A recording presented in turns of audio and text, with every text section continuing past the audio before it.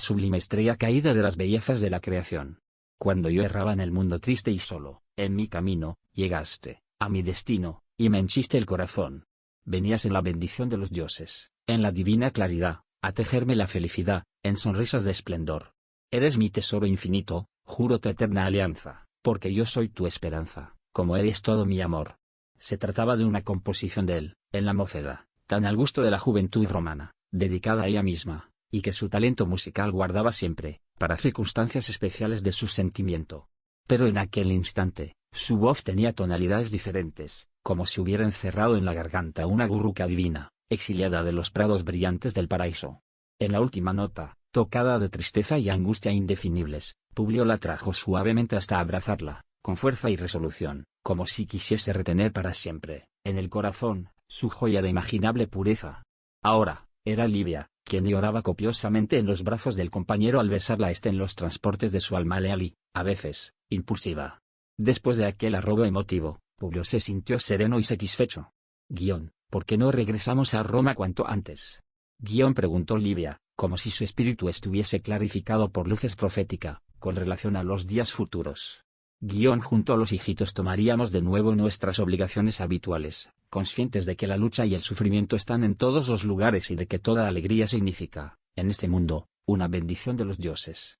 El senador ponderó la propuesta de la compañera, estableciendo el análisis de toda la situación en su íntimo y, obtemperando, por fin, tu observación es justa y providencial, querida mía, pero, ¿qué dirían nuestros amigos cuando supiesen que, después de tantos sacrificios con el viaje, habíamos resuelto la permanencia de apenas una semana en una región tan distante? ¿Y nuestra enfermita? ¿Su organismo no ha reaccionado de modo eficaz, en contacto con el nuevo clima? Estemos confiantes y tranquilos. Apresuraré la partida para Cafarnaum y, en breves días, estaremos en un nuevo ambiente, según nuestros deseos. Y así aconteció, efectivamente. Reaccionando a las vibraciones perniciosas del medio, Publio Lentulus providenció la solución de todos los problemas atinentes a la mudanza, haciéndose el desentendido frente a las indirectas de Fulvia, mientras Livia, escudándose en la superioridad de su alma, buscaba aislarse dentro del pequeño mundo de amor de los dos hijitos, huyendo a la presencia del gobernador, que no desistiera de sus asedios, y junto a quien la figura noble de Claudia sabía despertar, en todos, la más sincera simpatía. 2 siervas fueron admitidas al servicio del matrimonio, en la perspectiva de su transferencia para Cafarnaum, no es que fuesen indispensables al desdoblamiento de las actividades domésticas, en vista de los numerosos siervos traídos de Roma. Sin embargo, el senador examinara la utilidad de esa providencia, considerando que él y la familia habrían de necesitar de un contacto más directo con las costumbres y dialectos del pueblo, reconocida la circunstancia de que ambas conocían a Galilea. Ana y Semele, recomendadas por amigos del pretor, fueron recibidas al servicio de Livia, que las acogió con bondad y simpatía. 30 días pasaron en los preparativos del proyectado viaje. Sulpicio Tarquinius, estimulado por las ventajas de sus propios intereses materiales, no perdió oportunidad de captar la plena confianza del senador, organizando la propiedad con detalles de atención y gentileza, provocando el contentamiento y el elogio de todos. En vísperas de la partida, Publio Lentulus compareció al despacho de Pilatos, para el agradecimiento de las despedidas. Después de saludarlo cordialmente, exclamó el gobernador, con forzada jovialidad: es una pena, querido amigo, que las circunstancias lo conduzcan para Cafarnaum, cuando esperaba tener la satisfacción de retenerlo en las cercanías de nuestra casa en Nazaret. Pero, mientras permanezcáis en Galilea, en ocasión de mis habituales visitas al Tiberíades, procuraré el norte para encontrarnos. Publio le manifestó su gratitud y reconocimiento y, cuando se preparaba para salir, el procurador de Judea continuó, en tono afectuoso y aconsejador: senador, o solo como responsable por la situación de los patricios en la provincia, sino también en calidad de amigo sincero, no puedo dejarlo partir a la merced del acaso, tan solo en la compañía de esclavos y siervos de confianza. Acabo de designar a Sulpicio, hombre que me merece confianza, para dirigir los servicios de seguridad que son debidos. Además de él, otro lictor y algunos centuriones partirán para Cafarnaum, donde permanecerán a sus órdenes. Publio agradeció cortésmente, sintiéndose confortado con el ofrecimiento, aunque la persona del gobernador le causase poca simpatía íntima. Al final, terminados los arreglos del viaje, la compacta caravana se puso en movimiento, atravesando los territorios de Judá y las montañas verdes Samaria, en demanda de su estación de destino. Algunos días fueron gastados a través de los caminos que contornan muchas veces las aguas suaves y límpidas del Jordán. Prestos a llegar a Cafarnaum, A distancia de medio kilómetro del camino, entre árboles frondosos, junto al lago de Genezaret, una hereda imponente aguardaba a nuestros personajes para su estación de reposo. Sulpicio Tarquinio se desvelara en los más íntimos detalles, en lo concerniente con el buen gusto de la época. La propiedad estaba situada en una pequeña elevación de terreno, rodeada de árboles frutales de los climas fríos, pues, hace 2000 años, Galilea, hoy transformada en polvoriento desierto, era un paraíso de verdor. En sus paisajes maravillosos, desabotonaban flores de todos los climas. Su inmenso lago, formado por las aguas cristalinas del río sagrado del cristianismo, era tal vez el lugar donde más abundaba la pesca en todo el mundo, descansando sus olas mansas y perezosas al pie de los arbustos ricos de savia, cuyas raíces se tocaban del perfume agreste de los laureles y de las flores silvestres. Nubes de aves cariciosas cubrían, en bandos compactos, aquellas aguas hechas de un prodigioso azul celeste, hoy encarceladas entre peñascos quemados y ardientes.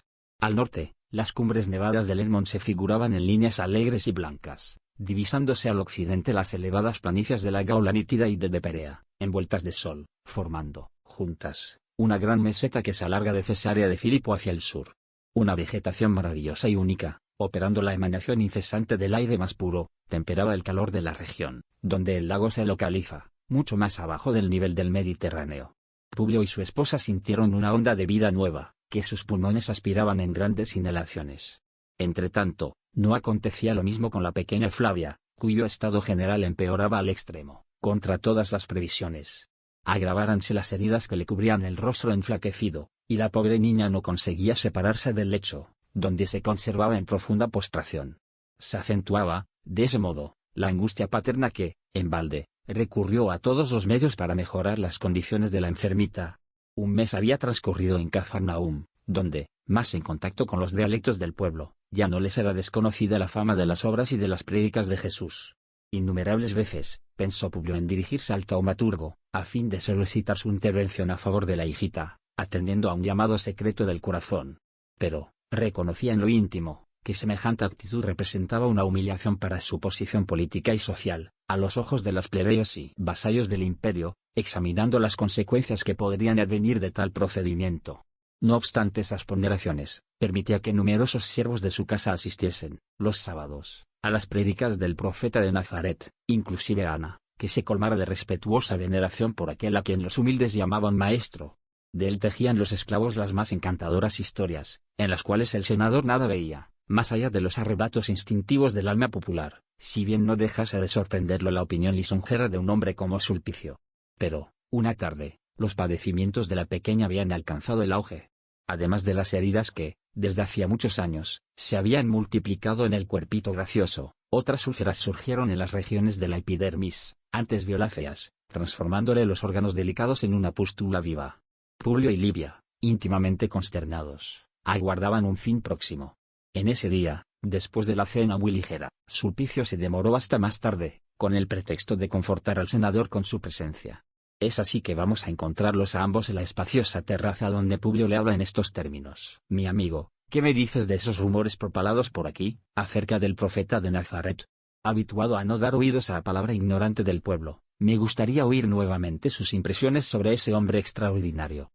Ah, sí, dijo Sulpicio, como quien se esfuerza por recordarse de algo, intrigado con aquella escena que hace tiempo presencié, y que tuve ocasión de relatar en la residencia del gobernador. He procurado seguir las actividades de ese hombre, en la medida de mis posibilidades de tiempo. Algunos compatriotas nuestros lo tienen como visionario, opinión que comparo en lo que se refiere a sus prédicas, llenas de parábolas incomprensibles, pero no en lo que respecta a sus obras, que nos tocan el corazón. El pueblo de Cafarnaúm anda maravillado con sus milagros y puedo aseguraros que, en torno a él, ya se formó una comunidad de discípulos dedicados, que se disponen a seguirlo por todas partes. Pero, finalmente, ¿qué enseña él a las multitudes? Preguntó Publio, interesado. Predica algunos principios que hieren nuestras más antiguas tradiciones, como, por ejemplo, la doctrina del amor a los propios enemigos, y la fraternidad absoluta entre todos los hombres. Exhorta a los oyentes a buscar el reino de Dios y su justicia, pero no se trata de Júpiter, el señor de nuestras divinidades, al contrario, habla de un Padre misericordioso y compasivo, que nos sigue del Olimpo y para quien están patentes nuestras ideas más secretas. En otras ocasiones, El profeta de Nazaret se expresa acerca de ese reino del cielo con apólogos interesantes e incomprensibles, en los cuales hay reyes y príncipes creados por su imaginación soñadora, que nunca podrían haber existido.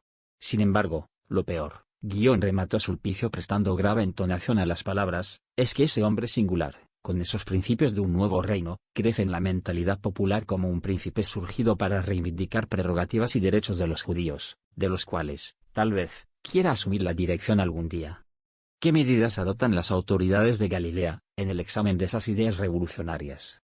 Indagó el senador, con mayor interés. Aparecen ya los primeros indicios de reacción, por parte de los elementos más ligados a Antipas. Hace algunos días, cuando pasé por Tiberíades, noté que se formaban algunas corrientes de opinión, en el sentido de llevar el asunto a la consideración de las más altas autoridades. Bien se ve, exclamó el senador, que se trata de un simple hombre del pueblo, a quien el fanatismo de los templos judaicos hinchó de pruritos de reivindicaciones injustificables. Supongo que la autoridad administrativa nada tiene que recelar de semejante predicador, maestro de una humildad y fraternidad incompatibles con las conquistas contemporáneas.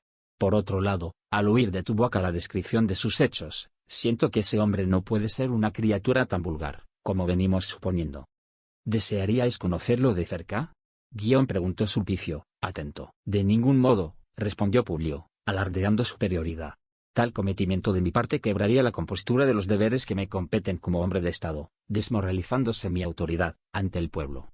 Además, considero que los sacerdotes y predicadores de Palestina deberían hacer pasantías de trabajo y de estudio en la sede del gobierno imperial, a fin de que se renueven de ese espíritu de profetismo que se observa aquí en todas partes.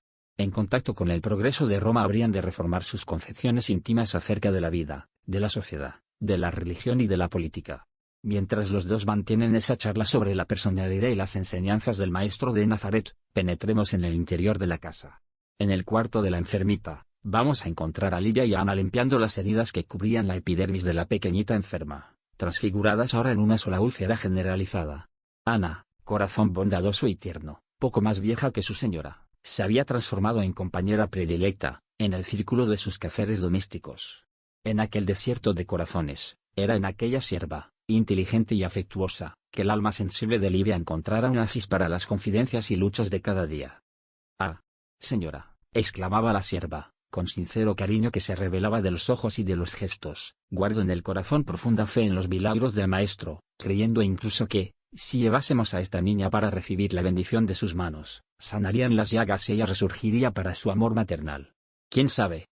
«Desgraciadamente», respondió Livia, con ponderación y tristeza, «yo no me atrevería a sugerir esa providencia, consciente de que Publio habría de rechazarla, dada nuestra posición social, pero, francamente, desearía ver a ese hombre caritativo y extraordinario del que siempre me hablas».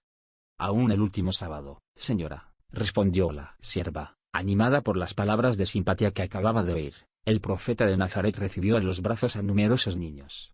Al salir de la barca de Simón, nosotros lo esperábamos en masa, para beberle las enseñanzas consoladoras. Nos precipitamos a él, ansiosos todos de recibir al mismo tiempo los sagrados efluvios de su presencia confortalecedora, pero, ese día, muchas madres comparecieron a la prédica, conduciendo a los hijitos que se confundían en la algazara ensordecedora, como una bandada de pajaritos inconscientes. Simón, y algunos discípulos más, comenzaron a reprender severamente a los niños, a fin de que no perdiésemos el encanto suave y dulce de las palabras del Maestro. Pero, cuando menos lo esperábamos, sentóse él en la piedra acostumbrada y exclamó con indecible ternura, «Deja venir a mí a los pequeños, porque el reino del cielo les pertenece». Hubo, entonces, prodigioso silencio entre los oyentes de Cafarnaúm, y los peregrinos que habían llegado de Corazín y de Magdala, mientras aquellos pequeños inquietos acudían a su regazo amoroso, besándole la túnica con indefinible alegría.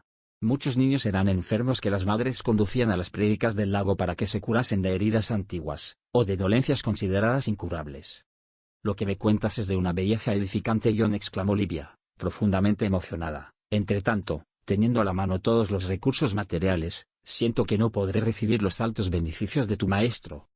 Es una pena, señora, porque muchas mujeres de posición lo acompañan en la ciudad. No somos solo los más humildes que comparecemos a sus prédicas, hay también numerosas señoras destacadas en Cafarnaúm, esposas de funcionarios de Herodes y de publicanos, que asisten a las lecciones cariñosas del lago, confundiéndose con los pobres y los esclavos. Y el profeta no desdeña a nadie. A todos invita para el reino de Dios y su justicia. Contrariamente a todos los enviados del cielo, que conocemos, el que se esquiva de los favorecidos de la suerte, para mantener relaciones con las criaturas más infelices, considerando a todos como hermanos muy amados de su corazón. Livia escuchaba la palabra de la sierva con atención y embellecimiento. La figura de aquel hombre, famoso y bueno, ejercía singular atracción en su espíritu. Y, mientras sus grandes ojos expresaban el mayor interés por las narraciones encantadoras y simples de la sierva leal, no se daban cuenta que la enfermita las acompañaba con aguzada curiosidad, característica de las almas infantiles, no obstante la fiebre alta que lo devoraba el organismo. En este instante, el senador, después de las despedidas de Sulpicio, busca el apartamento de la pequeña enferma, satisfaciendo su ansiedad paternal. Ante él, se callan las dos mujeres, entregándose tan solo a los quehaceres que las retenían junto al lecho de la pequeñita, ahora gimiendo dolorosamente. Publio Lentulus se recostó sobre el lecho de la hija, con los ojos rasos de llanto. Jugó con sus manitas escuálidas y heridas, haciéndole gracias, con el corazón lleno de infinita amargura. «Hijita, ¿qué quieres hoy para dormir mejor?», Guión preguntó con voz estrangulada, arrancando lágrimas de los ojos de Livia. «Compraré para ti muchos juguetes y muchas novedades. Dile a papá lo que deseas». Copioso sudor empastaba las excrescencias ulcerosas de la enfermita, que dejaba traslucir angustiosa ansiedad. Se le notaba el gran esfuerzo como si estuviese realizando lo imposible para responder a la pregunta paterna. «Habla, hijita», murmuraba Publio, sofocado, observándole el deseo de expresar cualquier respuesta. «Buscaré todo lo que quieres. Mandaré a Roma un portador especialmente para traer todos tus juguetes». Al cabo de visibles esfuerzos, pudo la pequeñita murmurar con la voz cansada y casi imperceptible: «Papá. Yo quiero al profeta de Nazaret». El senador bajó los ojos, humillado y confundido en vista de lo imprevisto de aquella respuesta, mientras Livia y Ana, como si fuesen tocadas por una fuerza invisible y misteriosa, por lo inopinado de la escena, escondían el rostro inundado de llanto.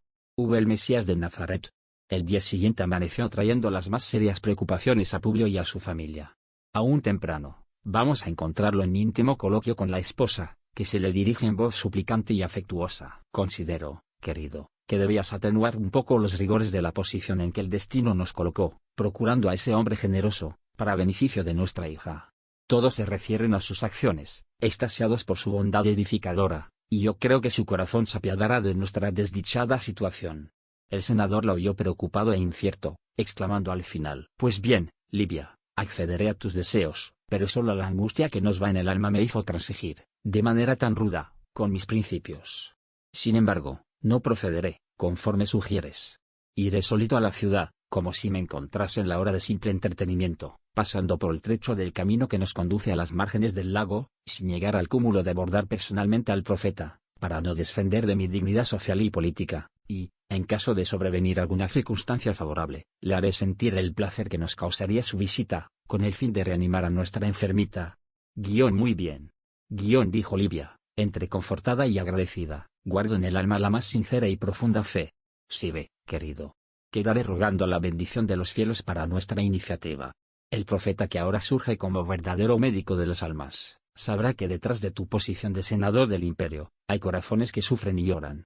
Publio notó que la esposa se exaltaba en sus consideraciones, dejándose conducir por lo que juzgaba un exceso de flaqueza y sentimentalismo. Entretanto, nada le amonestó al respecto, en vista de las amarguras del momento, susceptibles de desvariar al cerebro más fuerte.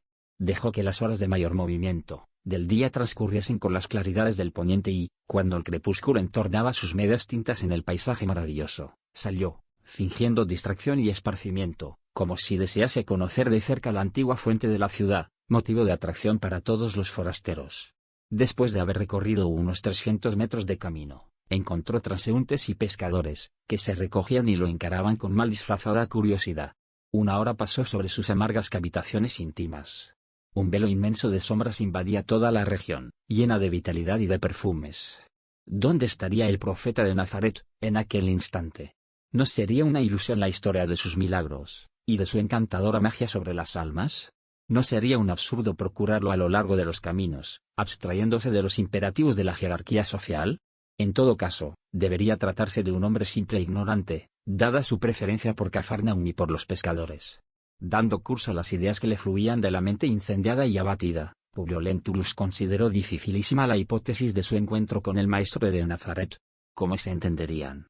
No le interesa el conocimiento minucioso de los dialectos del pueblo y, ciertamente, Jesús le hablaría en el arameo usado comúnmente, en las vertientes ribereñas del Tiberíades. Profundas reflexiones se le volcaban del cerebro para el corazón, como las sombras del crepúsculo que precedían a la noche. El cielo a aquella hora era de un azul maravilloso, mientras las claridades opalinas de la luna no habían esperado que se cerrase absolutamente el abanico inmenso de la noche. El senador sintió el corazón perdido en un abismo de cavitaciones infinitas, oyéndole el palpitar desacompasado en el pecho oprimido. Dolorosa emoción le compungía ahora las fibras más íntimas del espíritu. Apoyárase insensiblemente, en un banco de piedras adornado de silvas, y dejárase quedar ahí, sondeando lo ilimitado del pensamiento. Nunca había experimentado una sensación idéntica, sino en el sueño memorable relatado únicamente a Flaminio. Recordábase de los menores hechos de su vida terrestre, creyendo haber abandonado, temporalmente, la cárcel del cuerpo material.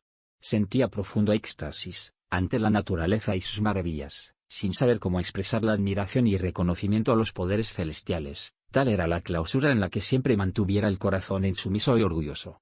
De las aguas mansas del lago de Genezaret le parecía que emanaban suavísimos perfumes, casándose deliciosamente al aroma agreste del follaje.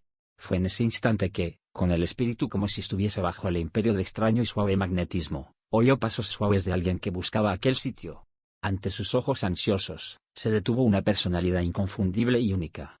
Se trataba de un hombre aún joven, que dejaba traslucir en los ojos, profundamente misericordiosos, una belleza suave e indefinible.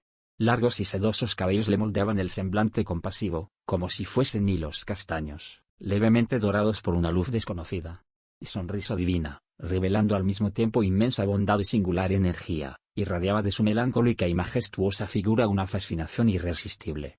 Publio Lentulus no tuvo dificultad en identificar a aquella criatura impresionante, mas, en su corazón se agitaban ondas de sentimientos que, hasta entonces, le eran ignorados.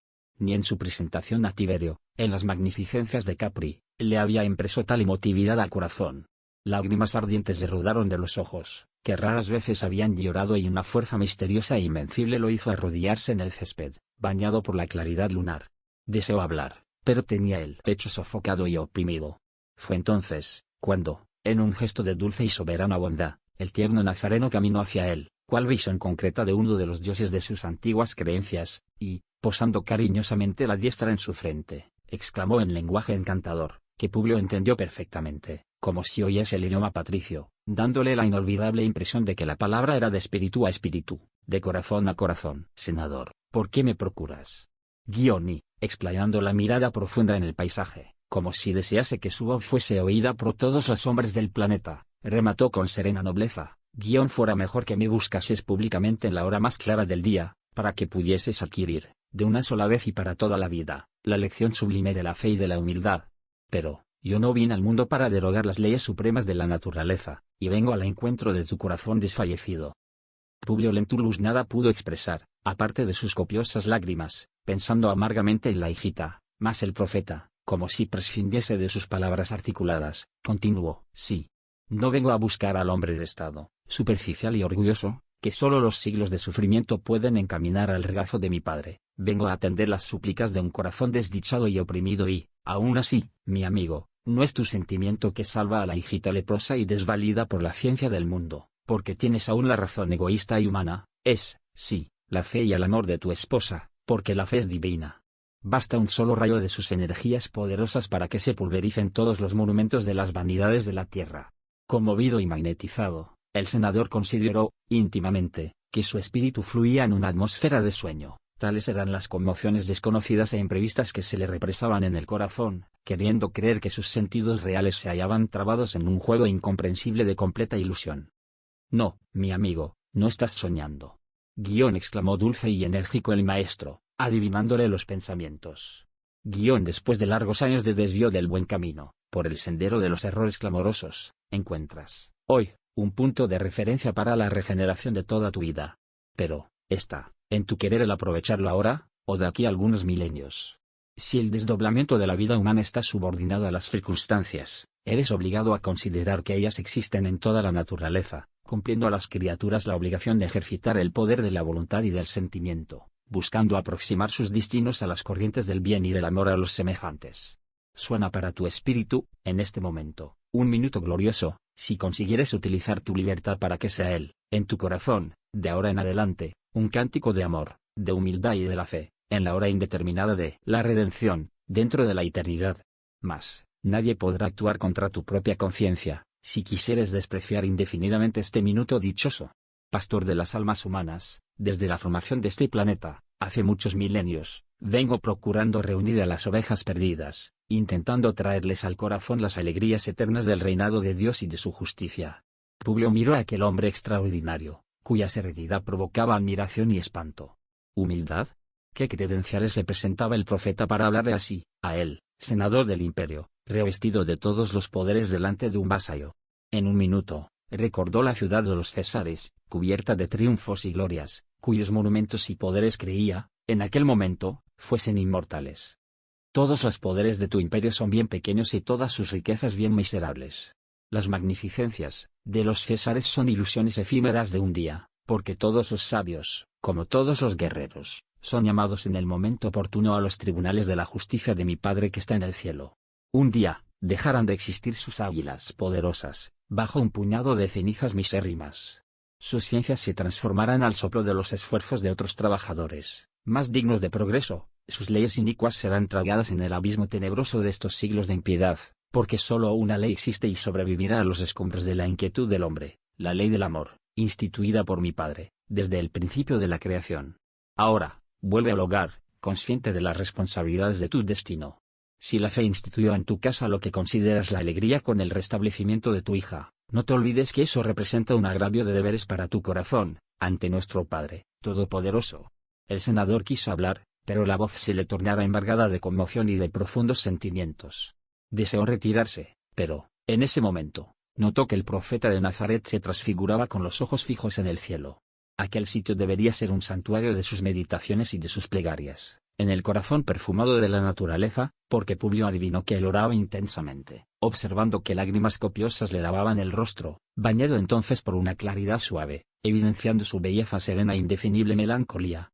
En ese instante, suave adormecimiento paralizó las facultades de observación del patricio, que se aquietó aterrorizado. Debían ser las 21 horas, cuando el senador sintió que despertaba. Leve brisa le acariciaba los cabellos, y la luna entornaba sus rayos argentinos en el espejo cariñoso e inmenso de las aguas. Guardando, en la memoria, los mínimos pormenores de aquel minuto inolvidable, Publio se sintió humillado y disminuido, en vista de la flaqueza de la que diera testimonio ante aquel hombre extraordinario. Un torrente de ideas antagónicas se le represaba en el cerebro, acerca de sus amonestaciones y de aquellas palabras archivadas ahora para siempre en lo íntimo de su conciencia. ¿No poseía también Roma sus feticheros? Buscó rememorar todos los dramas misteriosos de la ciudad distante, con sus figuras impresionantes e incomprensibles. ¿No sería aquel hombre una copia fiel de los magos y adivinos que preocupaban igualmente a la sociedad romana? ¿Debería él, entonces, abandonar sus más queridas tradiciones de patria y familia para volverse un hombre humilde y hermano de todas las criaturas? Sonría consigo mismo, en su presumida superioridad, examinando la inanidad de aquellas exhortaciones que consideraba despreciables. Entretanto, subíanle del corazón al cerebro otros llamados conmovedores. ¿No hablará el profeta de la oportunidad única y maravillosa? ¿No hablará el profeta de la oportunidad única y maravillosa? ¿No prometiera, con firmeza, la cura de la hijita debido a la ardiente de Libia? Sumergido en esas reflexiones íntimas, abrió cautelosamente la puerta de la residencia, encaminándose ansioso al cuarto de la enferma y, oh, suave milagro, la hijita reposaba en los brazos de Livia, con absoluta serenidad. Sobrehumana y desconocida fuerza le mitigara los padecimientos atroces, porque sus ojos dejaban entrever una dulce satisfacción infantil, iluminándole el semblante risueño. Livia le contó, entonces, llena de júbilo maternal, que, en dado momento, la pequeñita dijera experimentar en la frente el contacto de unas manos cariñosas, sentándose enseguida en el lecho, como si una energía misteriosa le vitalizase el organismo de manera imprevista. Se alimentara, la fiebre había desaparecido contra todas las expectativas, ella ya mostraba actitudes de convaleciente charlando con la madrecita, con la gracia espontánea de su niñez. Terminado el relato, la joven señora concluyó con entusiasmo, desde que saliste, yo y Ana oramos con fervor junto a nuestra enfermita, suplicando al profeta que atendiese a tu imploración, oyendo nuestros ruegos y, ahora, he aquí que nuestra hijita se restablece. Querido, ¿podrá haber mayor felicidad que esta? Ah, Jesús debe ser un emisario directo de Júpiter, enviado a este mundo en gloriosa misión de amor y de alegría para todas las almas. Entretanto, Ana, que escuchaba conmovida, intervino en un gesto espontáneo e incorregible, oriundo de la grata satisfacción de aquel momento. No, mi señora. Jesús no viene de parte de Júpiter. Él es el Hijo de Dios, su Padre y nuestro Padre que está en los cielos, y cuyo corazón está siempre lleno de bondad y misericordia para todos los seres, conforme el Maestro nos enseña. Alabemos, pues, al Todopoderoso, por la gracia recibida, agradeciendo a Jesús con una plegaria de humildad. Publio Lentulus acompañó la escena, en silencio, íntimamente contrariado, por verificar la intimidad estrecha de su mujer con una simple sierva de la casa. Observó, con profundo desagrado, no solo la espontaneidad de la gratitud y el entusiasmo de Livia, como la intromisión de Ana en la conversación, lo que consideraba una osadía. En un momento, movilizó todas las reservas de su orgullo para restablecer la disciplina interna de su casa, y, tomando de nuevo el aspecto altivo de su expresión fisonómica, se dirigió secamente a la esposa. Livia, se hace necesario que te cohibas en estos arrebatamientos. Al final, no veo nada de extraordinario en lo que acaba de ocurrir.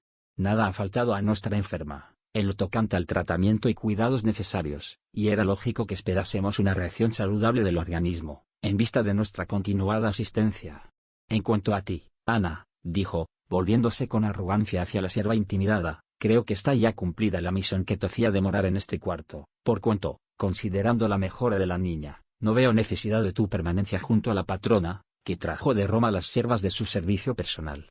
Ana miró compungidamente a la señora, que mostraba en el rostro las señales evidentes de su amargura por lo imprevisto de aquellas palabras intempestivas, y haciendo ligera y respetuosa mesura, salió del aposento, donde había empleado las mejores energías de su fraternal abnegación.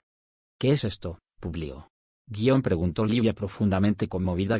Justamente ahora, cuando deberíamos mostrar a la dedicada sierva la alegría de nuestro reconocimiento, ¿procedes con semejante aspereza? Tus infantilidades me obligan a hacerlo. ¿Qué dirán de la matrona que se da con el alma abierta a sus esclavos más humildes? ¿Cómo se comportará tu corazón con estos excesos de confianza? Noto con disgusto que entre nosotros existen, ahora, profundas divergencias. ¿Por qué esa demasiada confianza en el profeta de Nazaret, cuando él no es superior a los magos y feticheros de Roma? Y, aparte de eso, ¿dónde colocas las tradiciones de nuestras divinidades familiares, si no sabes guardar la fe en torno al altar doméstico? No concuerdo contigo, querido, en estas ponderaciones. Tengo plena convicción de que nuestra Flavia fue sanada por ese hombre extraordinario. En el instante de su mejoría súbita, cuando ella nos hablaba de las manos sublimadas que la acariciaban, vi, con mis ojos, que el lecho de la enfermita estaba saturado de una luz diferente, como nunca había visto, hasta entonces. ¿Luz diferente? Seguramente desvariabas, después de tantas fatigas, o entonces estás contagiada de las alucinaciones de este pueblo de fanáticos, en cuyo seno tuvimos la poca suerte de caer. No, mi amigo, no se trata de desvarío.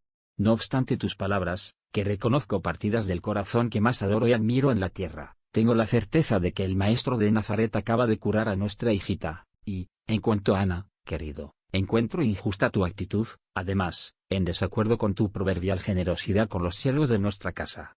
No podemos ni debemos olvidar que ella ha sido de una dedicación a toda prueba, junto a mí y a nuestra hija, en estos lugares apartados. Otras pueden ser sus creencias, pero presumo que su conducta honesta y santificante solo puede honrar el servicio de nuestra casa. El senador consideró la elevación de los conceptos de la mujer, sintiéndose arrepentido de su acto de impulsividad, y capituló ante el buen sentido de aquellas palabras.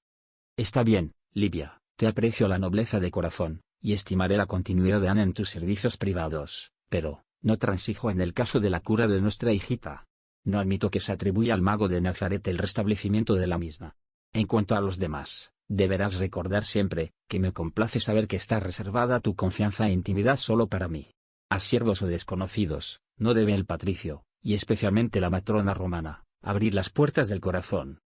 ¿Sabes cómo acato tus órdenes?, le dijo la esposa, más confortada, dirigiéndole una mirada cariñosa y agradecida.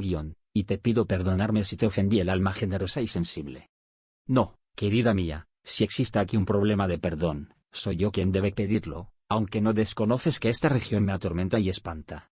Me siento reconfortado, reconociendo la reacción benéfica de la naturaleza orgánica de nuestra hijita, porque esto significa nuestro regreso a Roma en breve tiempo. Esperaremos, apenas, algunos días más y mañana pediré a Sulpicio iniciar las providencias para nuestra vuelta. Livia concordó con las observaciones del marido, acariciando a la hijita reanimada y rehecha del abatimiento profundo que la postrara por espacio de muchos días. Íntimamente, agradecía, satisfecha, a Jesús, pues hablábale el corazón que el acontecimiento era una bendición que el Padre de los cielos le enviara al espíritu maternal, a través de las manos caritativas y santas del Maestro. Sin embargo, Publio, obedeciendo al impulso de sus vanidades personales, no deseaba recordar la figura extraordinaria que tuviera ante los ojos deslumbrados. Edificaba castillos de teorías en su imaginación superexcitada, para alejar la interferencia directa de aquel hombre en el caso de la cura de la hijita, respondiendo, así, a las objeciones de su propio espíritu observador y analista meticuloso. No podía olvidar que el profeta lo envolviera en fuerzas ignoradas, enmudeciéndole la voz y haciéndolo arrodillarse, doliéndole a su orgullo despótico esa circunstancia, considerada como dolorosa humillación. Ideas martirizantes le poblaban el cerebro exhausto de tantas luchas interiores y, después de una invocación a los genios protectores de la familia, en el altar doméstico, buscó reposar de las amargas fatigas íntimas.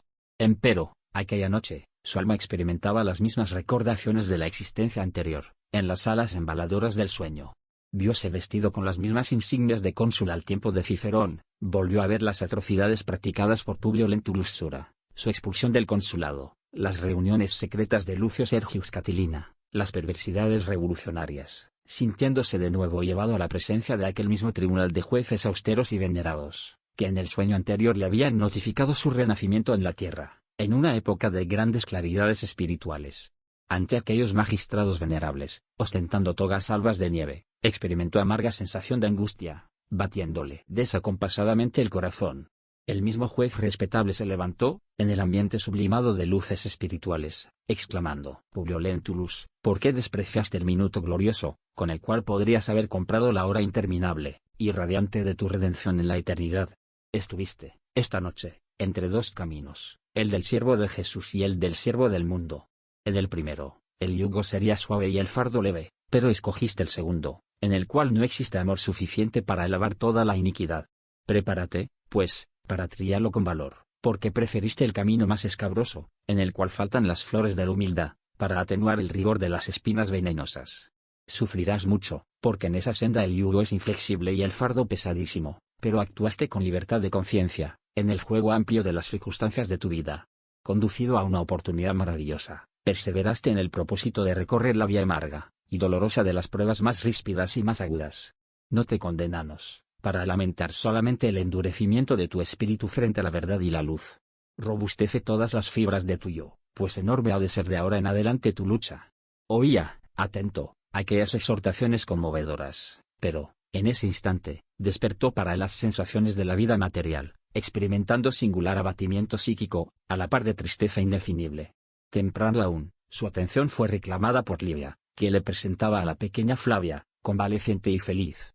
La epidermis como si se alisara, sometida a un proceso terapéutico desconocido y maravilloso, desapareciendo los tonos violáceos que anteriormente precedían las rosas de llaga viva. El Senado recuperó parte de su serenidad íntima, al verificar las mejorías positivas de la hijita, que apretó amorosamente en un abrazo, exclamando más tranquilo: Livia, es verdad que ayer, en la noche, estuve con el llamado de Nazaret, pero con la lógica de mi educación y de mis conocimientos, no puedo admitir que sea él, el autor del restablecimiento de nuestra hija. Y, enseguida, pasó a relatar de modo superficial los acontecimientos que ya conocemos, pero sin referir los pormenores que más lo impresionaron. Livia oía atentamente la narrativa, pero, notándole las íntimas disposiciones para con el profeta, que ella consideraba una criatura superior y venerable, no quiso exteriorizar su pensamiento en torno al asunto, recelosa de un roce de opiniones, inoportuno e injustificable. En su corazón agradecía a aquel Jesús cariñoso y compasivo, que le atendiera a las angustiosas súplicas maternales y, en lo íntimo del alma, acariciaba la esperanza de besarle la fimbria de la túnica con humildad, en testimonio de su sincero reconocimiento, antes de regresar a Roma. Transcurridos 4 días, la enferma presentaba evidentes señales de seguro restablecimiento físico, dando motivo al más amplio júbilo de todos los corazones.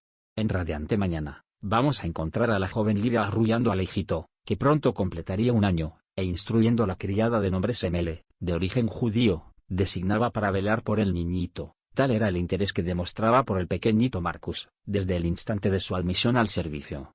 En dado momento, exclama la sierva, señalando para el largo camino empedrado: «Señora, allá vienen dos caballeros desconocidos, a todo galope». Oyéndole la observación, Livia pudo verlos, igualmente, a lo largo de la senda amplia, y después se fue para el interior, a fin de prevenir al marido. Efectivamente, en algunos minutos llegaban a la puerta dos caballos sudorosos y jadeantes. Un hombre trajeado a la romana, en compañía de un guía judío, sapeaba rápido y bien dispuesto. Tratábase de Quirilius, liberto de confianza de Flaminio Severus, que venía, en nombre del patrón, a traer a Publio y familia algunas noticias y numerosos regalos. Esa sorpresa amable llenó el día de gratas recordaciones y saludables placeres, motivando horas de las más inefables alegrías. El noble patricio no olvidara a los amigos distantes, y entre las noticias reconfortantes y la considerable remesa de dinero, vinieron dulces recuerdos de Calpurnia, dirigidos a Livia y a los dos hijitos. Aquel día, Publio Lentulus se ocupó tan solo de llenar numerosos rollos de pergamino, para mandar al compañero de lucha minuciosas noticias de todas las ocurrencias. Entre ellas estaba la buena nueva del restablecimiento de la hijita, atribuido al clima adorable de Galilea. Mas, como poseía en aquel valeroso descendiente de los Severus un alma de hermano dedicado y fiel, a cuyo corazón jamás dejara de confiar las más recónditas emociones de su espíritu, le escribió larga carta, en suplemento con vistas al Senado romano, sobre la personalidad de Jesucristo, encarándola serenamente, bajo el estricto punto de vista humano, sin ningún arrebatamiento sentimental. Y, por fin, Publio y Livia anunciaban alegremente a sus amigos distantes que retornarían a Roma posiblemente dentro de un mes, dado el perfecto restablecimiento de la pequeña Flavia.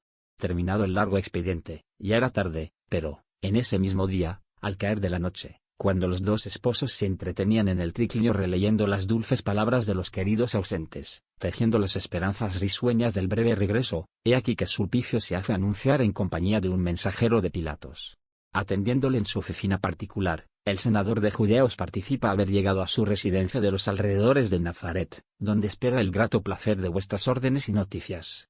Ilustrísimo, el señor gobernador de Judeos participa haber llegado a su residencia de los alrededores de Nazaret, donde espera el grato placer de vuestras órdenes y noticias. Agradecido. Replicó Publio, de buen humor, agregando, aunque el señor procurador no está distante, ocasionalmente me queda poco tiempo en Jerusalén debido a mi regreso a Roma en pocos días. Algunas expresiones protocolares fueron intercambiadas, pero Publio Lentulus no observó la actitud de Sulpicio, que le dirigía significativas miradas. Vi el rapto. En los tiempos de Cristo, Galilea era un vasto granero que abastecía casi toda Palestina. En esa época, el hermoso lago de Genezaret no presentaba un nivel tan bajo como en la actualidad. Todo el terreno circunvecino era de regadío, en vista de las numerosas fuentes, de los canales y del servicio de las norias que elevaban las aguas, dando origen a una vegetación lujureante que adornaba de frutos y henchía de perfumes aquellos paisajes paradisíacos. El trigo, la cebada, las calabazas, las lentejas, los higos y las uvas eran elementos de siembra y cosecha en todo el año, dando a la vida satisfacción y abundancia. En las colinas, mezclándose a los extensos viñedos y olivares, se elevaban palmeras y dátiles preciosos, cuyos frutos eran los más ricos de Palestina.